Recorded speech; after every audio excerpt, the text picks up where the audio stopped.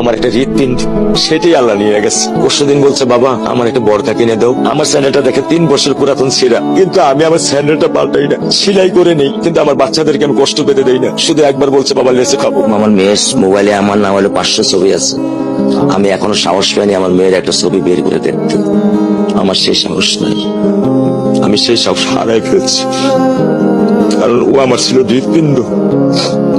ওর জীবনে এমন কোন চাওয়া নাই যেটা আমি পূরণ করি নাই। পরশুদিন বলছে, বাবা আমার একটা বরকা কিনে দাও। আমার চাচতো ভাই বললো, ভাই ইসলামপুর থেকে 300-400 টাকা পাওয়া যায়। আমি সাথে সাথে মিনি মার্কেট থেকে আমি 1000 টাকা দিয়ে আমার মেয়েকে বরকা এনে দিচ্ছি। আমি দরিদ্র, ভাঙা বাসায় থাকি, কিন্তু আমার গরিব সন্তানদেরকে আমি কখনোই দারিদ্রতা স্বাদ পেতে দেইনি, দারিদ্রতা স্বাদ পেতে দেইনি।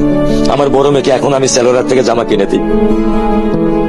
আমার স্যান্ডেলটা দেখে 3 বছর পুরাতন ছিঁড়া, কিন্তু আমি আমার স্যান্ডেলটা পাল্টাই না, সেলাই করে নেই, কিন্তু আমার বাচ্চাদেরকে আমি কষ্ট পেতে দেই না।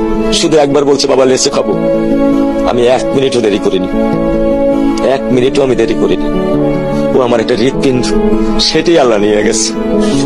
আলহামদুলিল্লাহ, শুকরিয়া, আল্লাহ দিছে, আল্লাহ নিয়ে গেছে। আমার কোনো কষ্ট নেই। আমি তো চাইলে পারতাম না, অনেক দম্পতি আছে যাদের সন্তান নেই। আল্লাহ দিছে, আল্লাহ নিয়ে গেছে। আমি আলহামদুলিল্লাহ করি আল্লাহ গেছে।